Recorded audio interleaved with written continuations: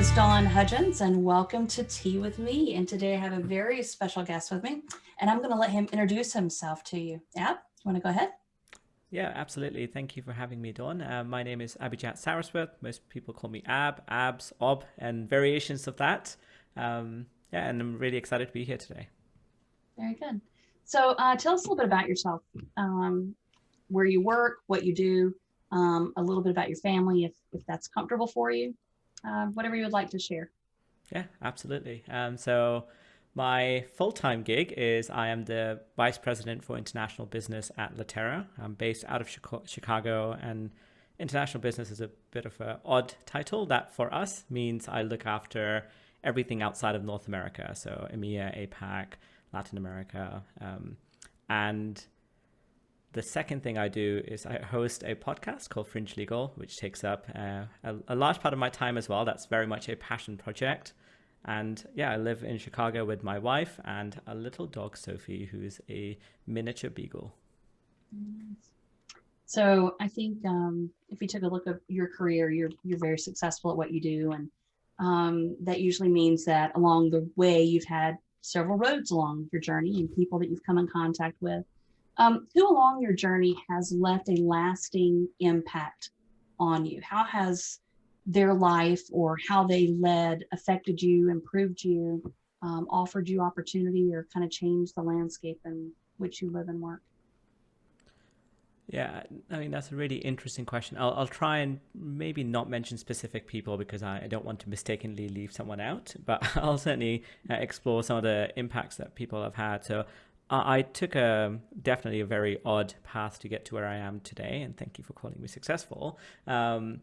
I studied science. I did neuroscience at an undergraduate level, then went to law school, worked as an analyst for a while, and then started working in a startup which did legal tech, which, by the way, I had no idea what that meant at that time. But I think some of the things that came out of that were most importantly to take measured risk. And that was the point between, well, after I finished law school, I got called to the bar of England and Wales and then joined a startup. And that was all 6 months before I was due to get married. So that was very much a calculated, measured risk where I needed to have both an open conversation with Pretty, my then fiance, and the startup, which was called XREF at the time.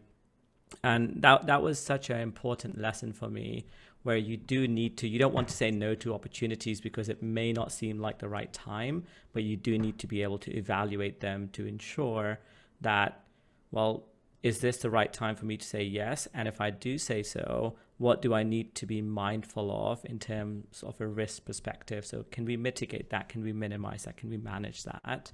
And I think about that quite a lot because I think I like to do risky things as much as, not as much as possible, but quite frequently. But I want to be careful about exposing both myself, my family, and otherwise. I don't want anyone to have undue stress. And that was really quite a crucial thing. So that's the first one, to take measured risks. The second one is actually just say yes to a lot of things if it meets your personal criteria. So for me to say yes to anything, I need it to fit 2 out of 3 things I look for. The first one is it needs to be fun. Second is I need to be able to learn something. And third is it will make me money. So as long as 2 of those 3, because not everything will make you money, as long as 2 of those 3 fit the criteria, I will most likely say yes to it. And that goes for opportunities, that goes for sports, that goes for activities, whatever else it might be. And that for me personally has worked just so wonderfully well because I've been able to learn so many things at the right time, which seems really lucky. And it's a broad enough criteria that I can be, quite pedantic at times and still learn new things and expose myself to new opportunities. That's fantastic. So, what are some attributes when we talk about leadership that you think someone must have in order to be that true leader? What are some of the attributes that they bring to the table? Reflecting back at some of the leaders that inspire me both at work today and that I've read about or heard about, I think probably 3 that stick out is first, they show up. So they actually present as a leader. They are not just, just puffery in terms of talk. They actually do what they say they're going to do. Doesn't mean that they do it well every single time, but they certainly show up and put the work in. The second is they're very good at balancing different elements. So when they need to be a leader versus a mentor versus a manager versus probably one of the bazillion hats that we all each wear every single day, they know how to balance those things. And lastly, and this is one I think about quite constantly as a leader myself, which is, am I self-aware of what I would say, how it might be perceived? Of course, I can't understand how everyone is feeling all the time, but having that level of self-awareness to know when the way I'm saying something, how it might be perceived, the kind of impact it might have, or when it doesn't land well, to know and recognize that. And though that's such an important quality, it requires a very deep level of empathy and understanding, and just being able to connect with people at a human level, which is sometimes important, especially in a business context, that goes missing. So we've talked a little bit about your philosophy and how you approach things, and when it comes to your colleagues and mentorship, because a lot of times we do that without recognizing that we do that, but when you are recognizing that you do that, what kind of philosophy do you have, or quote or mantras do you live by when it comes to mentoring?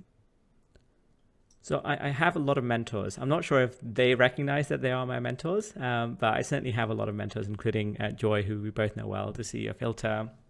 And I think my philosophy on that is every interaction that you have with people that you look up to, or you may not recognize that you look up to them, but every interaction you have, try and take one thing away from it that's positive and growth oriented. Sometimes it's really challenging, and I enjoy that because it means sometimes you're sitting in meetings or in conversations where you are the de facto expert, and then understanding actually what can I take away from this person who's asking me questions which I just take for granted, right? How do I have sometimes that beginner mindset, and just have lots and lots of mentors. They don't need to know and do anything to be a mentor. Just read books, listen to people, watch things like this. And that's probably my philosophy. And I will adopt mentors without them realizing, and I will learn a lot from them.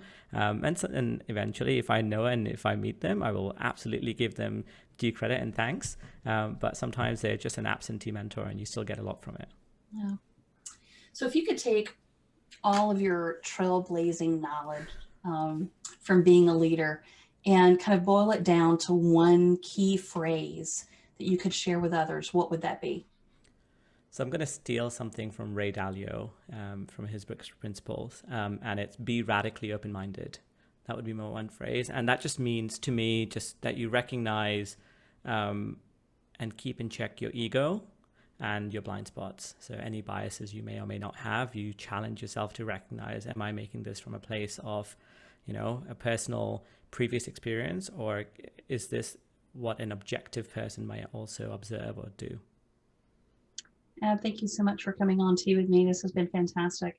Pleasure being here. Thank you, Dawn. Wonderful. Take care. Thank you.